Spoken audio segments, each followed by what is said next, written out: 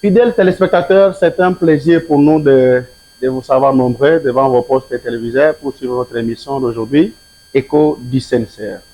Nous recevons pour vous Monsieur Corneille, professeur, qui est président interfédéral de Grand Katanga, au parti CNC de Pius Mablumba Mokala. Bonjour, professeur Corneille. Bonjour, monsieur le journaliste. La santé, ça va? Ça va très bien, merci. Oui, la santé, ça va très bien. Oui. Comment se porte le CNC à Lubumbashi, le Grand Katanga? Merci beaucoup. Je voudrais très rapidement planter les décors de notre parti, le Congrès national congolais du leader majeur, le camarade d'autorité morale Pius Mwadilou Mbayou, et dire un petit mot sur sa santé dans notre interfédération du Grand Katanga. Le CNC Grand Katanga est une grande machine. Le Grand Katanga lui-même est un grand territoire, peut-être pour ceux qui ne le savent pas. C'est un grand territoire composé de 22 territoires et 4 provinces. Vous avez la province du Haut-Katanga, avec son chef-lieu, la ville de Lubumbashi. Vous avez la province du Lualaba, avec son chef-lieu Kolwezi. Vous avez la province du Olomami, avec son chef-lieu Kamina. Et vous avez la province de Tanganyika, avec son chef-lieu Kalemi. Donc nous sommes un grand espace en tant que parti, et sa santé jusqu'à ce jour se porte très bien. La santé du CNC se porte très bien. Ouais. Vous avez cité Tanganyika, Kalemi, n'est-ce pas? Oui. Nous avons Katanga, Lubumbashi, Oui. Olomami, Kamina et puis Lualaba, Kolwezi. Oui. Donc, ce sont là les chefs liés de 4 provinces issus de l'espace Grand Katanga. Oui. Cela veut dire que partout là, le CNC est planté. Oui, partout là, le CNC peut être placé brièvement un petit mot dans le souci d'expliciter la compréhension de nos téléspectateurs. Nous, en tant qu'interfédéral, nous sommes appuyés par une grande équipe appelée Comité interfédéral qui gère ou qui gouverne tout l'espace interfédéral du Grand Katanga. Mais chaque province de ces 4 est une fédération. Et chaque fédération est pilotée par un président fédéral avec son équipe. C'est comme ça que quand vous arrivez dans la province du Haut-Katanga, nous avons le camarade Yumba, qui a une équipe fédérale qui gère au quotidien le parti. Quand vous allez dans les lois là-bas, vous avez le camarade Diki. Il y a aussi un comité fédéral. Quand vous allez dans les Olomami, à Kamina, vous avez le camarade Christian Yumba. Il y a aussi un comité qui l'accompagne. Et quand vous arrivez dans les Tanganyika, vous avez un autre camarade John qui travaille avec son équipe pour accompagner sur le terrain le parti. À ce point, nous allons peut-être aussi vous spécifier comment nous nous organisons pour que le CNC soit présent partout. Sur le plan politique, nous nous disons l'interfédération gère la politique globale du parti et éventuellement la dimension stratégique. Alors que les différentes fédérations gèrent la dimension opérationnelle du parti.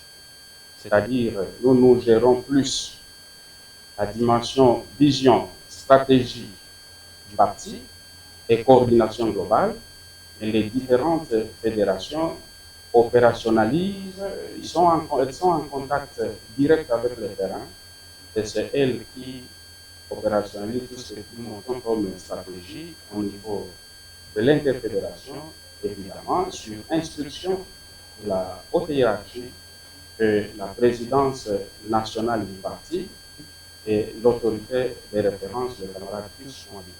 Merci beaucoup. Alors, quand vous citez l'autorité de référence qui est M. Pius Mwadlumba Moukala, qui a jeté son dévolu en votre personne, en vous désignant président interfédéral de Grand Katanga. Entre vous et lui, quelle est la relation? Vous avez quelle relation? Merci infiniment. Je voudrais là vous signifier que l'autorité morale, notre leader de référence, le camarade Pius Mwabi, avec le président national Aïe, le camarade honorable professeur Jacques Mandefou, c'est grâce au concours du bureau national sur instruction de l'autorité morale que j'ai été choisi pour occuper le poste du président interfédéral Grand Katanga.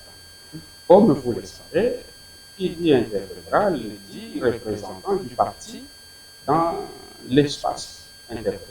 Exact. Et donc nos relations ne sont pas bonnes, ne peuvent être bonnes, et elles sont bonnes parce que votre serviteur en face, l'interfédéral que je suis, le camarade du professeur Corneille, joue le rôle de l'ambassadeur du parti et des principaux animateurs au niveau national, notamment les camarades d'autorité morale et le président national Aïe. Donc les relations sont très très intéressantes. Ok. Quand est-ce que vous l'avez connu? Il y a très longtemps. Il y a très longtemps, peut-être pour la petite histoire, ça même à lui-même, le leader de référence, je n'ai jamais expliqué comment je l'avais connu. Moi, je suis professeur à l'université de Lubumbashi. Étant enseignant de communication, je suis professeur de communication stratégique des entreprises, donc je consomme beaucoup les médias, en termes de regarder la télé, suivre la radio, lire le journal et tout le reste. Parce que moi-même, donnant un certain nombre d'enseignements, et entré aux médias.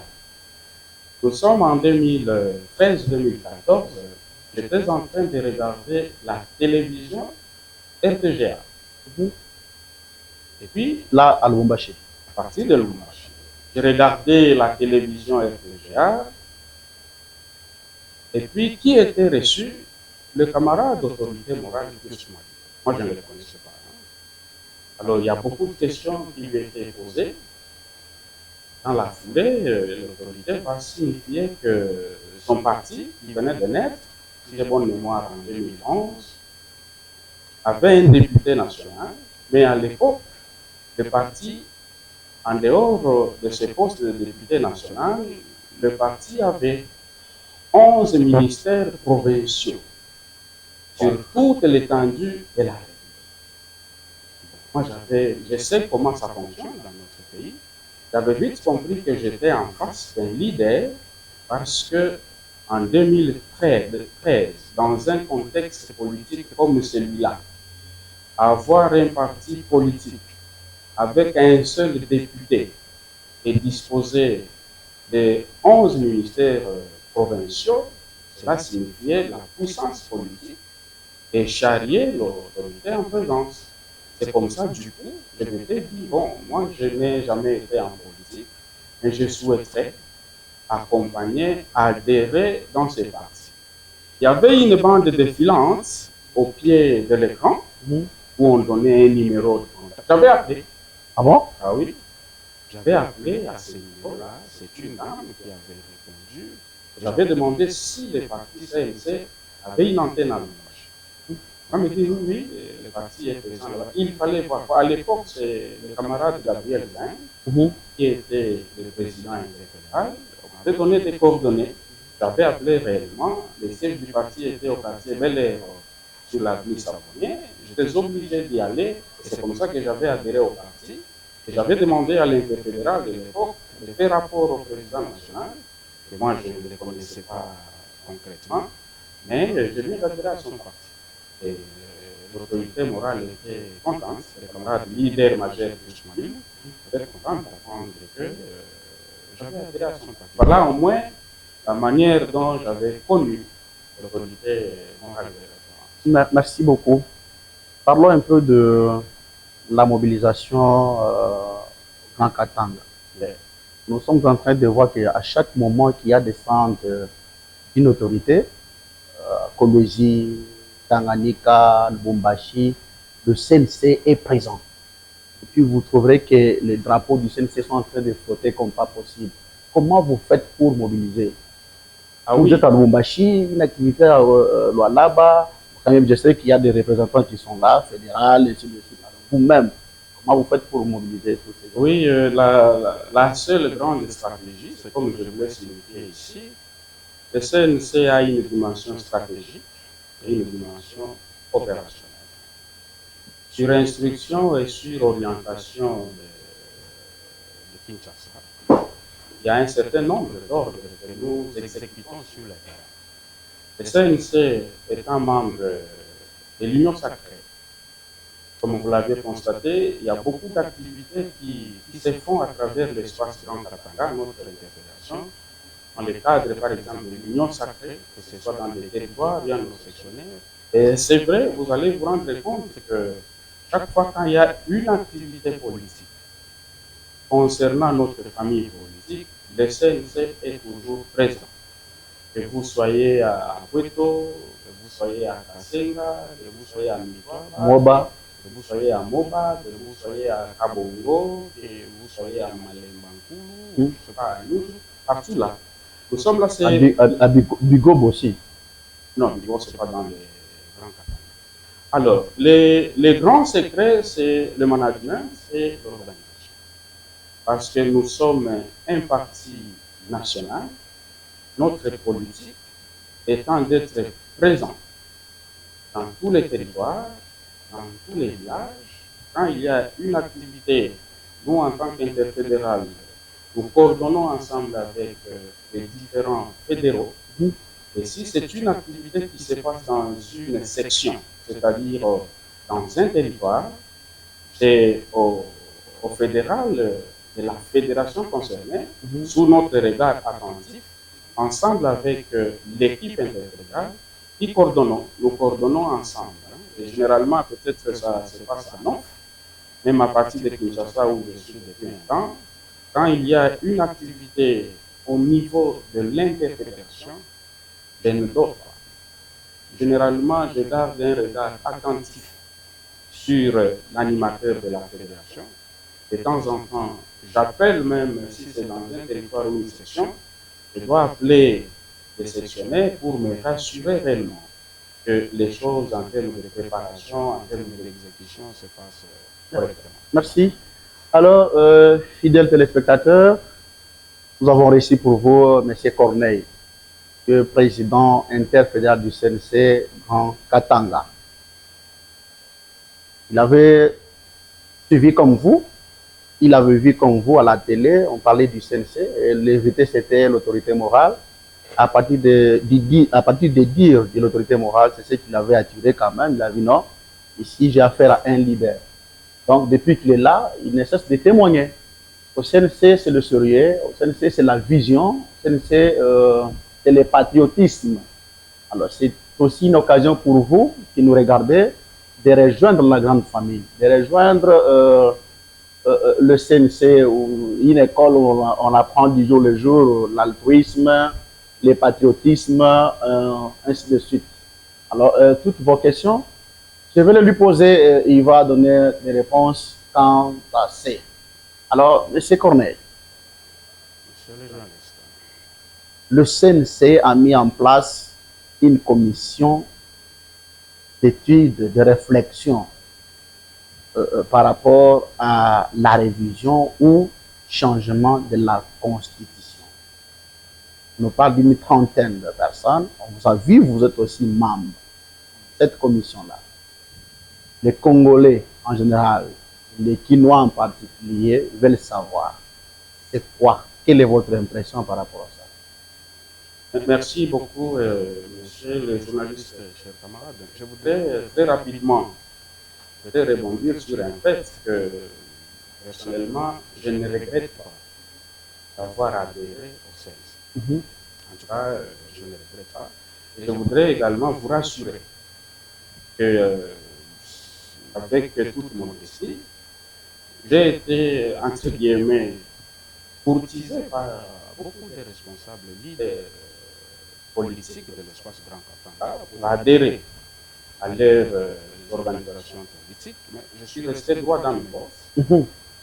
Je souhaitais garder le cap parce que j'ai rencontré dans les CNC, dans le chef de son initiateur principal, l'honorable autorité morale Youssou Madilou, des convictions et des idéologies qui sont compatibles avec ce que moi je recherchais dans la vie politique. Ok. Donc vous êtes satisfait? Je suis très satisfait. C'est une bonne adresse exactement. Oui, oui, je suis quand même un peu intellectuel, si je peux le dire modestement comme ça. Je suis avec attention les comportements politiques de certains opérateurs politiques de notre pays. Mais quand vous observez comment se comporte l'autorité morale Youssou Madilou vis-à-vis, par exemple, de ses camarades, c'est une humilité sans borne. Vous sentez que quand vous êtes en face de l'autorité morale, elle vous prend avec cette valeur d'un camarade. Ce qu'on ne voit pas dans d'autres structures. Il y a des structures où quand vous avez le chef, il est chef comme un chef coutumier. Hein? C'est lui qui décide. Et oui, je crois. Le maître suprême. Oui, oui, mais avec l'autorité morale, de temps en temps, beaucoup de décisions, elle vous conseille. Quand vous êtes avec elle, l'autorité vous dit, qu'est-ce que vous pensez? Comment vous trouvez? Vous sentez que vous êtes en face d'une autorité qui vous considère. Ça, c'est un.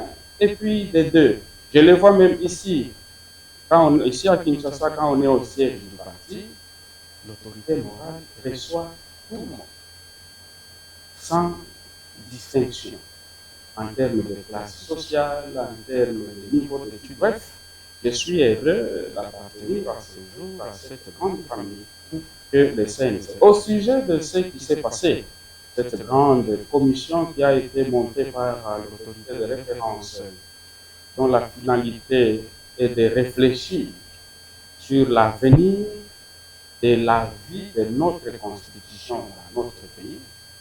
Personnellement, j'ai aimé cette démarche. J'ai encouragé dans ces assises cette manière de faire et j'insiste sur une chose. Sur instruction de l'autorité morale, nous, en tant que CNC, nous sommes de l'union sacrée. N'oubliez pas que nous sommes fils aînés de l'union sacrée. Nous sommes de l'union sacrée et le visionnaire de l'union sacrée, c'est le président de la République, chef de l'État, Excellence Félix Antoine Tshisekedi Tshilombo. Et notre souci est de l'accompagner sans borne. Je ne saurais pas déjà à mon niveau parce que les travaux n'étaient que lancés. Ils sont en cours. Je ne sais pas déjà à mon niveau donner une déclaration quant à ce, mais je parle du point de vue vraiment personnel parce que nous avons 3-4 jours pour terminer ce qui a été demandé afin qu'un point de vue en termes de position, du parti. Et moi, personnellement, je ne sais pas déjà. Vous donnez la position du parti, la primaire de cette position va être donnée par l'autorité de référence du Congrès national. Bon, revenons un peu. Vous avez parlé que vous êtes fils aîné de l'Union sacrée. Oui. Vous êtes aux côtés de M. Pius Madilou, qui est sénateur. Je le salue en passant. On l'a vu. Je le salue aussi. D'accord, merci. Oui. C'est quoi sa stratégie? Je pense que vous devez le connaître. Il était premier à traverser de l'autre côté. Le premier a dit non, moi j'ai rejoint le président Tshisekedi pour travailler avec lui parce que il travaille pour le peuple. Il ne peut pas travailler pour les individus. Il a fait ça. Et lorsque on évoque encore la question du changement ou révision de la Constitution, tu vois qu'il est encore le premier à mettre en place une commission de réflexion par rapport à ça pour avoir aussi des propositions à faire parvenir au président de la République. C'est quoi sa stratégie? Il joue toujours au malin ou c'est quoi? Merci beaucoup. Je voudrais vous rassurer que l'honorable autorité morale... Il cherche qu'on parle toujours de lui, de l'actualité, parce qu'on parle le précurseur de l'Union sacrée, ça lui fait quand même du bien, parce que lorsqu'on parle de lui comme ça, C'est ça qu'il cherche encore ou... Pas du tout. Je voudrais vous rassurer que c'est pourquoi je ne cesse de vous le dire, que je ne regrette pas à ce jour de faire partie des fils du Congrès national congolais, dont l'initiateur et le leader majeur que je salue encore en passant, Pousse Mouabilou. Pour moi, j'ai noté une chose. L'honorable Pousse Mouabilou est un haut stratège. Lui accompagne l'esprit républicain. Quand il est avec vous, il doit se rassurer que vous accompagnez la République. Mais quand il note que votre attitude, votre comportement s'inscrit dans un sens contraire aux valeurs républicaines, il a ce courage. Ce n'est pas donné à tout le monde. Hein. Vous savez qu'il n'y a pas 10 ans, il est parmi les rares députés à avoir démissionné officiellement d'un parti politique, à avoir même abandonné officiellement le siège au niveau de l'Assemblée nationale. Ça n'arrive pas tous les jours. Hein. Trouver un député national qui se décide de quitter un parti et d'abandonner même le siège et de laisser au parti, ce sont des cas rarissimes. Et donc, l'autorité Pousse Mouabilou accompagne les valeurs républicaines. Moi, je suis enseignant de stratégie. Donc, c'est un grand républicain. C'est un grand républicain et un grand stratège. Moi, je suis enseignant de stratégie. Je lis beaucoup d'ouvrages de stratégie. Quand vous observez les faits et gestes et les comportements républicains qu'affiche l'autorité morale, sans parti pris, sans complaisance, doit être grand lecteur de beaucoup de stratégies politiques, beaucoup de stratégies de marketing politique. Et j'insiste sur une valeur, ce n'est pas jouer au malin ou quoi, lui accompagne la République. Et quand c'est comme ce qui est dit tout à l'heure, on doit réfléchir. On doit réfléchir sur la Constitution. Mais quand vous poussez les raisonnements très loin, notre Constitution, dans sa posture actuelle, nécessite quand même quelque chose à dire. C'est pas ça? C'est comme ça que vous avez vu, comme toujours, en tant que stratège, en tant que républicain, dans les soucis de défendre les valeurs républicaines, il a tiré dans la même direction que le président de la République, réfléchir, n'est-ce pas? Réfléchir sur l'avenir de la vie de notre loi fondamentale. Et votre base, le Grand Katanga, Oui. la grande interpellation du Katanga, comment on a accueilli cette mise en place de la commission de réflexion? Et je vous rassure que quand la cellule de communication chargée de visibiliser et d'opérationnaliser à travers les médias toutes les décisions du parti et de son leader majeur, quand l'information a été diffusée à travers différents canaux de communication, la toile a inondé des réactions de manière générale et l'espace Grand Katanga, l'interfédération Grand Katanga était très très contente de constater que le leader majeur, avec son parti, a dit quasiment tout haut ce que sa base pensait tout bas. Donc la réaction est très positive. Et je vous rassure que le soutien est total au niveau de l'interfédération du costaud ou de la grande équipe qui a été montée pour réfléchir sur l'avenir de notre loi fondamentale, dont le point de vue ou dont la déclaration finale, le point de vue va être, la déclaration finale ou le point de vue va être déclaré ou fait, la déclaration finale va être faite d'ici 3-4 jours. Ok, restons toujours sur ce point-là. Lui-même, Pousse Mouabilou, il est membre de la commission de c'est lui l'initiateur, c'est lui le président numéro 1. Ok, il va commencer à se réunir avec vous ensemble. Ah oui, il a donné des instructions, vous savez, comme toutes les commissions du monde fonctionnent, n'est-ce pas? Il a une vision. Comme il est républicain et démocrate, il gouverne, il coordonne, il visite l'ensemble des sous-commissions qui ont été confectionnées. Et nous avons un président, parce que lui c'est le coordonnateur général, qui passe régulièrement visiter comment ça se passe. Nous avons un président, c'est notre président national à l'intérim, le camarade honorable Meshak Mandé Fumouya. Et avec lui, les commissions étaient montées. Je vous rappelle que hier, nous avons passé en revue.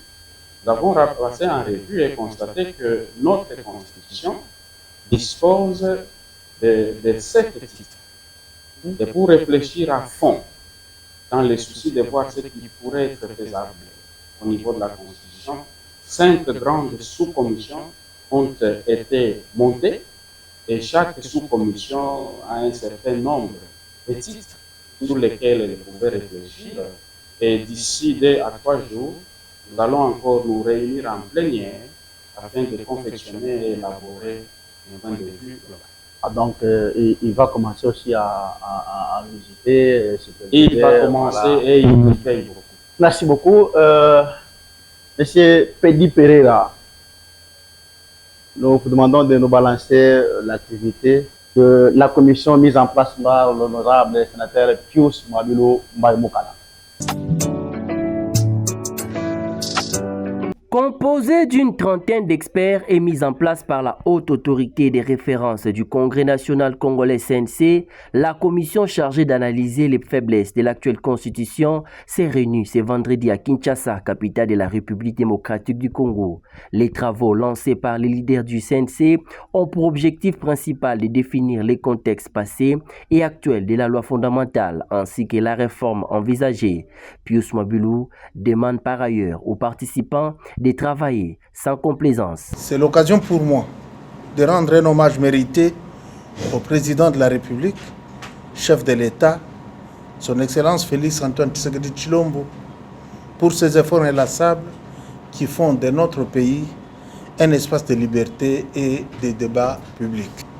Motivé par le souci de voir notre parti, le Congrès national congolais, apporter sa contribution à ce débat dans un esprit républicain, j'avais en date du 12 avril 2026 mis en place une commission pouvant analyser article par article les faiblesses de la Constitution du 18 février 2006 en vue de faire à la haute autorité de l'Union sacrée des suggestions concrètes sur les dispositions constitutionnelles à modifier ou à supprimer.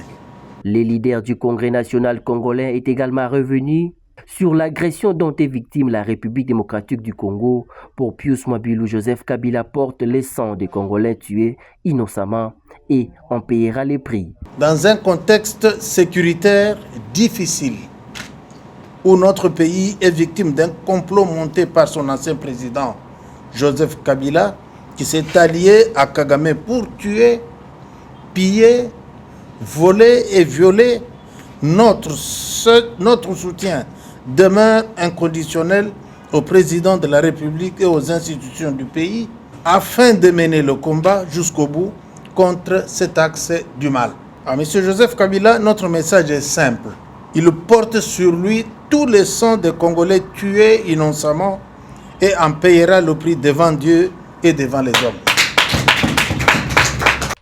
Pour cette première journée des travaux, les sous-commissions ont été mises en place. Elles devront analyser les différents titres de la Constitution avant de faire les rapports à la grande plénière le 14 mai prochain. Les résolutions finales seront donc transmises à la haute autorité des références de l'Union sacrée de la Nation.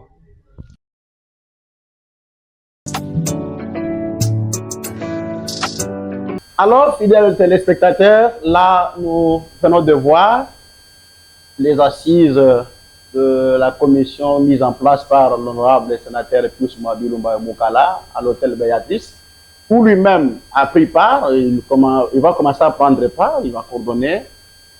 On n'a pas seulement vu, on a entendu ce qu'il a dit. Il a condamné, il est très mécontent de la tuerie de l'Est. Il n'a même pas hésité de citer les noms de l'ancien président c'est lui qui a dirigé ce pays, c'est lui à qui le pays a tout donné, mais aujourd'hui, il s'est rallié avec M. Kagame pour tuer nos frères et sœurs à l'est de la République démocratique du Congo, notre pays. Alors, c'est ainsi que leur constitution, la constitution qu'ils avaient rédigée selon leur vouloir ou leur volonté, s'il faut le dire comme ça, on a dit non, on doit quand même faire une constitution qui répondra aux préoccupations, aux problèmes des Congolais. Voilà un peu. C'est une bonne chose pour nous. Monsieur Corneille, nous sommes un peu sur ces points. On revient sur ces points, nous venons de voir l'élément. Quel est votre petit commentaire par rapport à ça? Merci beaucoup, monsieur le journaliste. Je voudrais placer un petit mot rapide sur les propos du leader majeur et initiateur de cette grande commission qui réfléchit sur l'avenir du train de vie de notre loi fondamentale, de notre constitution. Le discours de l'autorité morale dans le lancement de la commission a été orienté en deux grands angles. Le premier angle, c'était ce lancement officiel, en termes d'angle de réflexion. Le deuxième angle, c'est ce message qui a été adressé par l'autorité suprême du Congrès national congolais, camarade Koussoumadilou, à l'endroit de ceux qui adressent ces jours notre pays en général et à l'ancien président en particulier. Je voulais signifier ici que le camarade Koussoumadilou charrie des valeurs républicaines. Ici sur Terre, il n'y a pas mieux informé que les Américains. Il n'y a pas mieux informé que les spécialistes de l'ONU. Dans tous les rapports des professionnels, des spécialistes américains de l'ONU, il est établi noir sur blanc que notre pays est agressé, certes, par le Rwanda, mais avec la bénédiction de certains Congolais, dont l'ancien président. Il demeure inconcevable. Comme l'a dit un opérateur politique, il demeure inconcevable au XXIe siècle, qu'on soit président de la République pendant 18 ans et quitter la présidence pour être rebelle, franchement, et puis quelle rébellion. Une rébellion qui fait couler le sang, qui viole nos mamans et tout le reste. Ça ne s'inscrit pas dans un raisonnement républicain. Et donc, l'autorité morale s'est insurgée contre cette attitude. Et moi, je pense que, en tant que républicain, l'autorité n'a pas tort. Voilà. Et quel est votre message aussi à cet ancien président devenu rebelle aujourd'hui? Je m'inscris dans la même logique et l'autorité morale. Ok. Des frustrations, il y en a, n'est-ce pas? Mais on peut être frustré, mais la manière de gérer ces frustrations, n'allez pas pour parce que vous avez été frustré pour vos intérêts, entre guillemets, personnels, vous transformer en tueur de compatriotes. Même si vous prenez le pouvoir, vous allez gouverner qui? Donc, je m'inscris dans le même raisonnement que celui de l'autorité morale. Bon, la réflexion sur la révision ou changement de la Constitution, est-ce que c'est vraiment opportun? Très, très opportun. Et d'ailleurs, c'est même l'actualité. Je voudrais vous dire brièvement que les assises qui se tiennent à Béatrice Hôtel vont atterrir, ça va être clairement défini, vont lever une option sur deux. Soit recommander carrément à l'autorité suprême et à la nation congolaise la révision de la Constitution et un certain nombre d'articles seront révisés par la grande commission qui travaille ou soit carrément proposer son changement. Parce que... Alors, nous proposer son changement, c'est pour dire non, rien n'est bon. Bon, mon frère, vous savez, sur le plan purement politique, pour l'avenir de ce pays, il faut étudier les contextes dans lesquels cette loi fondamentale a été élaborée. Les grandes questions que nous nous posons, nous, en tant que membres de cette grande commission, c'est d'étudier les contextes, parce qu'on ne doit pas avoir une loi fondamentale, par exemple, inadaptée au contexte socio-politique actuel du pays. C'est le travail. C'est pourquoi je vous dis que ce serait très pressé de me prononcer de manière claire là-dessus. C'est le travail de la grande commission. Et elle va voir quelles recommandations faire. Réviser la Constitution ou la changer carrément. Qui dit changement, vous comprenez, c'est-à-dire c'est parti à zéro. À zéro. Oui. Bon, je crois que vous avez suivi l'interview du point de presse du président de la République. C'était le mercredi, si je ne me trompe pas. Quelle est votre lecture? Comment vous avez trouvé ça? J'ai aimé la manière dont son Excellence, Monsieur le Président de la République, chef de l'État, Vous avez juste une minute pour... s'est comporté. Il a été clair, il n'a pas caché les mots. Les contextes actuels nous sommes adressés, il est impossible d'organiser les élections, je le soutiens. Et il n'a pas souhaité se comporter en dictateur. Il a été clair, s'il y a à réviser ou à revoir la Constitution, il va se remettre à la population, au peuple. C'est au peuple par référendum, par exemple, de voir quelles poursuites comptent. Donc, le point de vue du chef de l'État est... Donc, ça veut dire que si on organise les référendums, ça sera sans Goma, Et il n'y a pas de souci, on pourrait organiser le référendum en tant que... Et puis, attention, il peut y avoir Goma ou Bukavu. C'est possible que nous avons... Et qui sait, par exemple, avant les référendums, nous pouvons récupérer Goma et Bukavu. Okay. C'est faisable. Qui vous a dit qu'avant les référendums, Goma et Bukavu... Merci beaucoup, M. Corneille, professeur, président interfédéral du CNC Grand Katanga. Merci beaucoup. Nous tendons vers la fin. Nous sommes presque à la fin. Acceptez que je vous soumette à une petite gymnastique. On va clôturer notre émission debout. Je vous demande de vous lever. Merci beaucoup. Nous sommes presque à la fin. Vous pouvez regarder la caméra, vous vous adressez à votre population du Grand Katanga. Vous avez quel message en particulier et aux Congolais en général? Vous avez juste 2 minutes. Merci beaucoup. Merci infiniment à l'ensemble des camarades de l'espace Grand Katanga, de notre interfédération. C'est juste leur demander de s'inscrire dans la vision politique de notre leader majeur, les camarades Pius Mabilou. Sa vision est d'accompagner sans ambiguïté le président de la République, son Excellence Félix-Antoine Tshisekedi Tshilombo, et notre charge est d'opérationnaliser sur le terrain cette vision.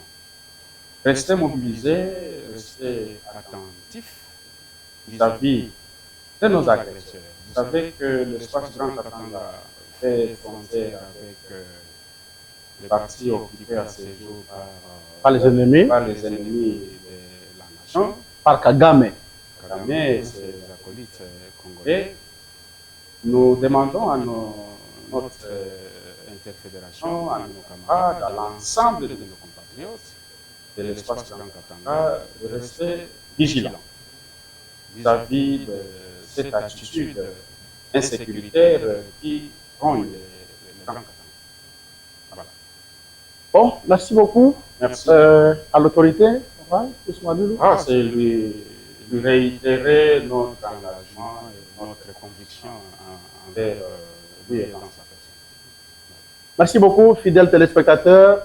Nous sommes arrivés à la fin de notre émission d'aujourd'hui. On ne peut pas la finir sans toutefois saluer l'excellence Pius Mabilou Mbaye Bokala, qui est le géniteur du Congrès national congolais. à toute sa famille, au président ad interim, Maître Meshak Mandé Fumwela, professeur. Nous saluons également les porte-paroles, les tout-puissants Sélé Kanangila Wabeya et son adjoint PPA, porte-parole adjoint Junior Ndomba Ukinaï. On n'a pas oublié les grands chasseurs d'images, Pedi Pereira, l'homme à la barbe blanche. Nous saluons également M. Marcelin Bagaza, Moutombo Didier, nous avons M. Gires, nous saluons également les guerriers puissants de Mwabilou. Dieu merci, Yamba, la bouche autorisée de Lukunga. Nous saluons également les peuples congolais en général.